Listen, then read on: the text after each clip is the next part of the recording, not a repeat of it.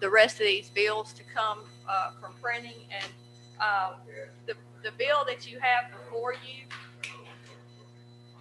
the bill that you have before you has been something that the House has worked on, the Lieutenant Governor's office has worked on, the Madison County delegation has worked on, and House Bill proposed strike all, the House Bill 949 is the bill that I would like to bring up and discuss for a vote. And got Senator Michelle in here and Representative Ford from the House. We got Senator Horn in here. We have got consensus from the delegation that this language is satisfactory to them to resolve a landfill issue that has been ongoing in Madison County. And what this bill does, if you all had time to look at the pertinent underlying language, it basically says in any county that has 2 landfills, that in order for another landfill to be initiated within 5-mile radius of either of those 2 landfills would go to a public referendum. And that's just basically all it does.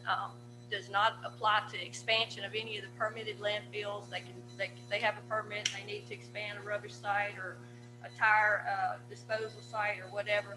But for any new permitted municipal solid waste landfill, it would require a referendum by the people. And it's just as simple as that.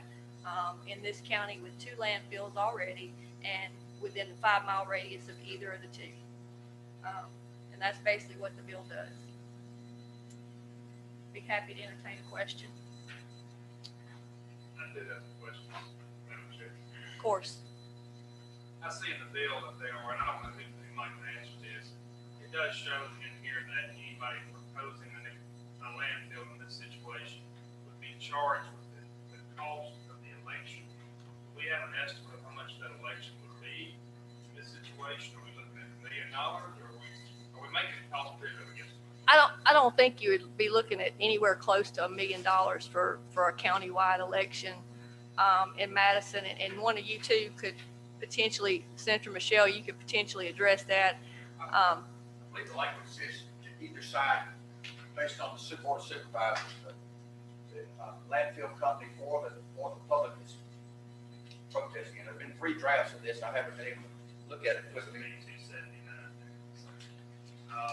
The board of supervisors may require a component of or advocate for the new solid waste plan to take the cost of election. Right. I'm not that board of supervisors going to accept the cost themselves. So, yeah.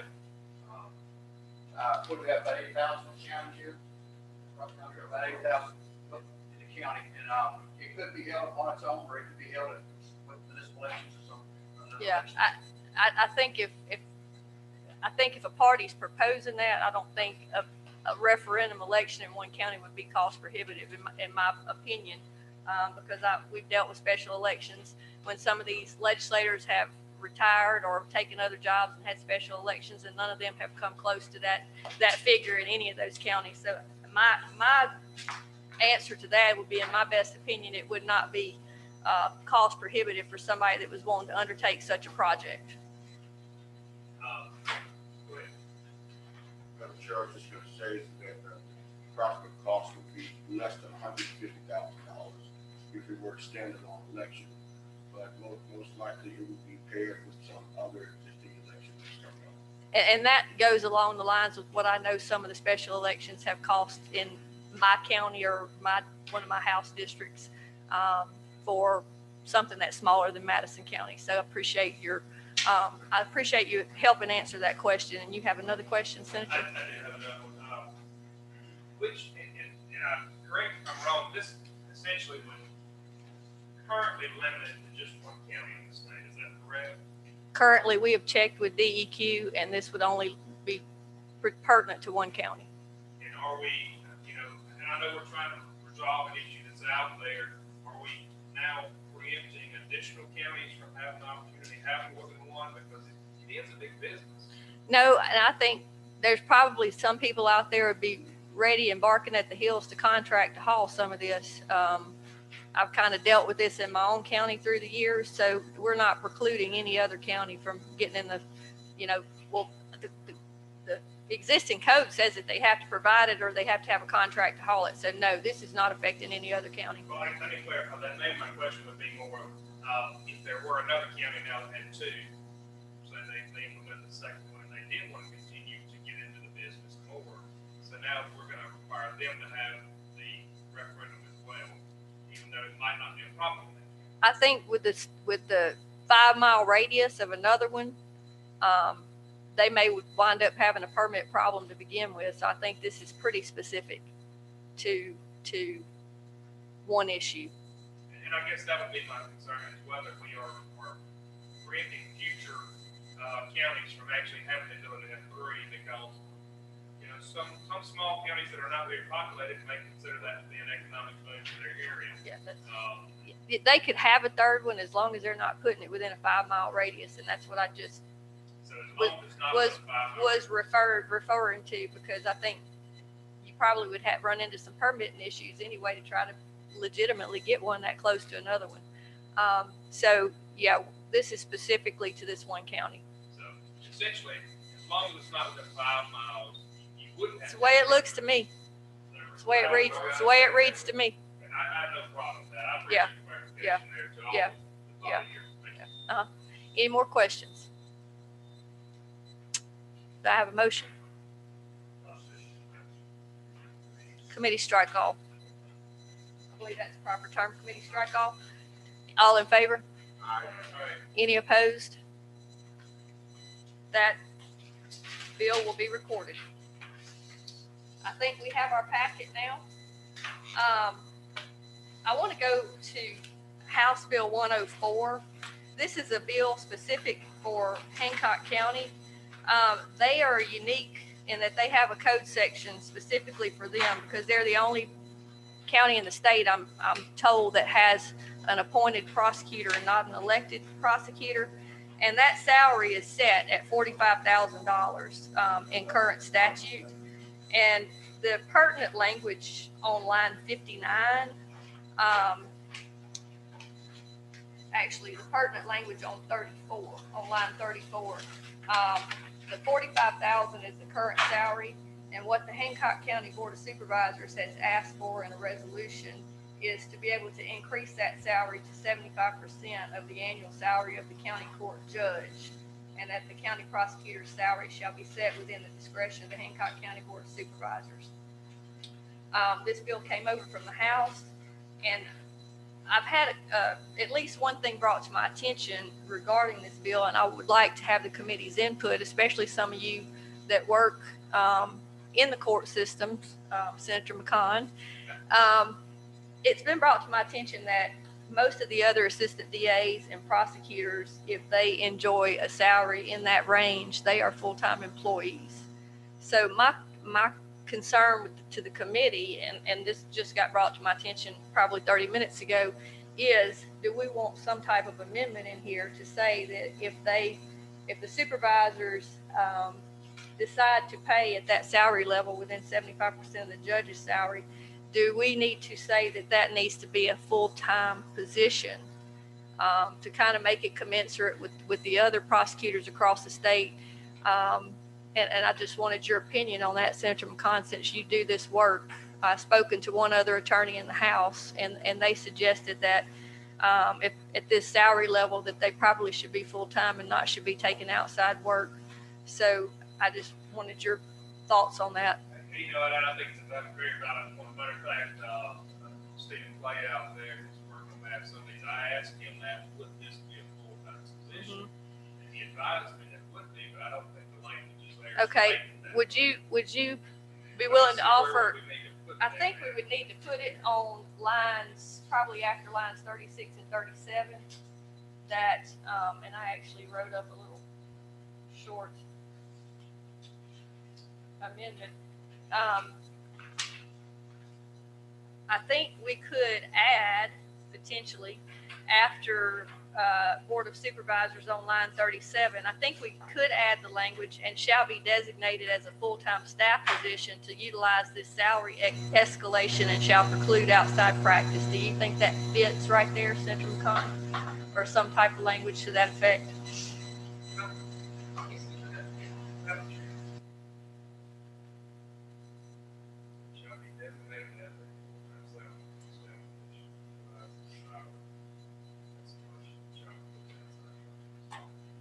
So if we, Do we need all that language is what I'm asking, or do we Right. just need to say full-time position? Because I know there's been some controversy in some other counties where somebody had a full-time position, they were trying to run a law practice on the side. So I don't want to get into any of that controversy with this Hancock County bill.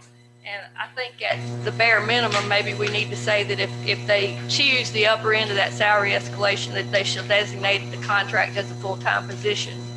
and I don't. Because I think they're gonna have to renegotiate the contract anyway to change the pay. I don't disagree with that, and I believe this position is already essentially full-time. You know, I have no problem making this motion if we can clean up between now and the floor. I'll be happy to do the amendment on the floor. Okay, So let's just go ahead and make that motion, Chair, for the bottom. Let me go ahead and make that motion. okay, Chair, for the okay. bottom. You'd like to go ahead and offer the Beginning amendment? in line 37, after Board of Supervisors, it shall be designated as a full-time position to utilize this salary escalation shall include outside practice. Period. And that would be my motion. That'd be his amendment. Any questions on the amendment? You say share or share? Shall include outside practice. Any other questions on the amendment? All in favor of the amendment? Aye. Any opposed? Okay, the amendment carries.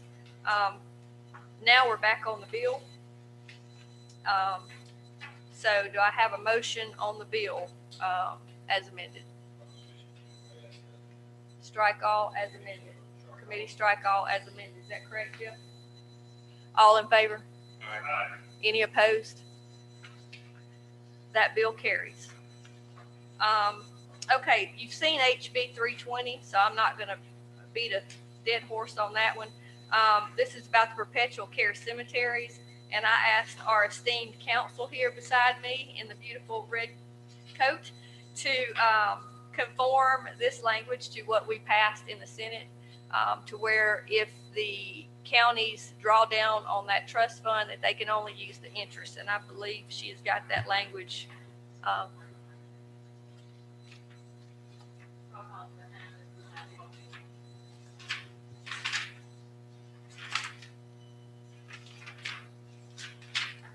still on the solid waste bill. Yes. So the proposed committee strike all to House Bill 320 on the perpetual care cemeteries would just incorporate, starting on line 36, the language that we passed in the Senate, to where that they would have to only use the interest, I believe. Is that correct? Yeah. If a private parcel is located within county perpetual care cemetery, county may proceed pursuant to the same provisions of this chapter to determine whether it's a public health menace, not being properly maintained. So what the county can do is they can clean the land and potentially ask the Secretary of State's office for reimbursement out of that trust. And the language that says that they can use only the interest is starting on line 124, and that was what the Lieutenant Governor had asked us to do because he was concerned about cleaning up a bunch at one time and maybe depleting the fund. So I think if we utilize the interest and go on a case-by-case basis, we won't have the issue of depleting the fund. So this is basically the same exact language we passed in the Senate. Do I have any questions on this? Do I have a motion? Committee strike all. All in favor? Aye. Any opposed? That bill will be reported. Okay, if you will turn on over to, this is a new one that we haven't seen yet. This is House Bill 328. And this is to allow municipalities or counties to be able to enter into a maintenance agreement with the Mississippi Department of Transportation to maintain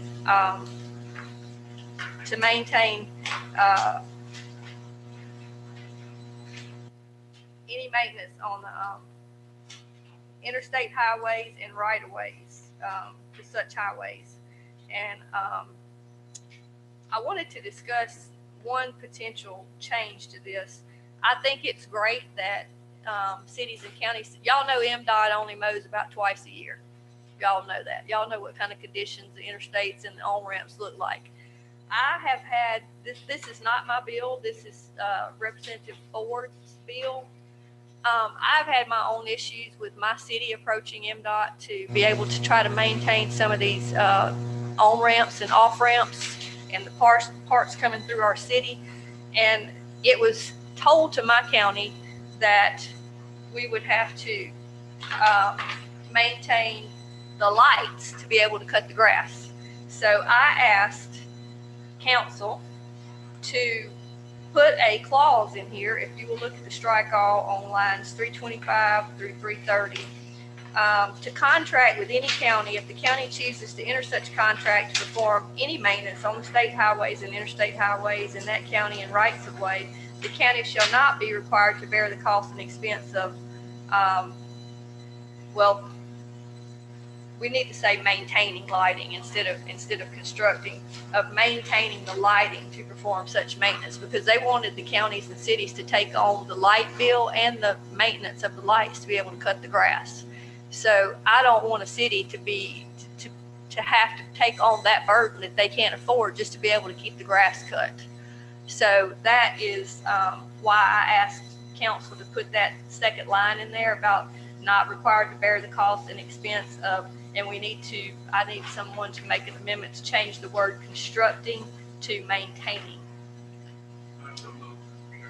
Okay, Senator Jordan's offered the amendment to change the word constructing to maintaining. All in favor? Any opposed? That amendment carries. Any questions on the bill? I think this is a good bill. I didn't really realize we needed a piece of legislation to do this, but when this came to me, I said, hallelujah, because we really need some cities and counties to be able to take ownership of this and mow more than twice a year. So I wanted to thank y'all for agreeing with me that this is a good bill. So all in favor of the bill? Aye. Any opposed? That bill carries. All right, this is a very simple one, House Bill 357. Currently, a purchasing clerk has to have a $75,000 bond, and all this does is increase the purchasing clerk's bond to $100,000 from $75,000.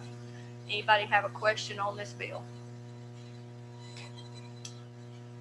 All in favor say aye. Aye. Any opposed?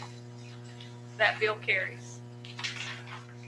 Okay, this next one, 493, is the same bill that we passed to allow a county during annual enrollment time for insurance, if a person who is Medicare eligible chooses Medicare, then that county would be able to give that person a money for their Medicare supplement in lieu of them being on the regular insurance program. We already went through that and passed it through the full body.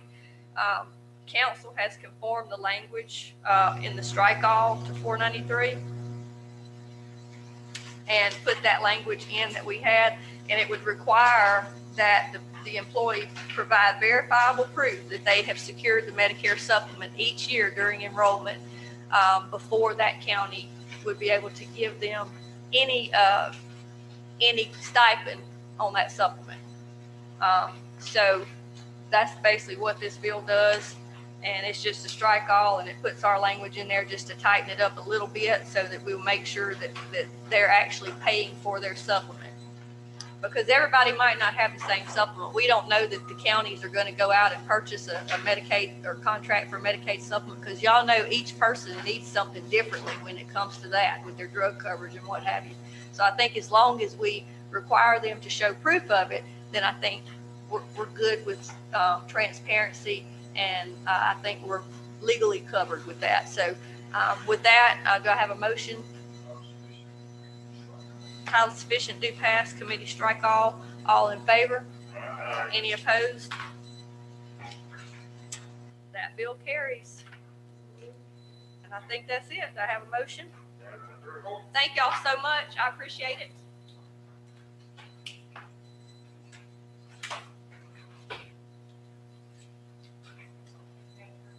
Thank you.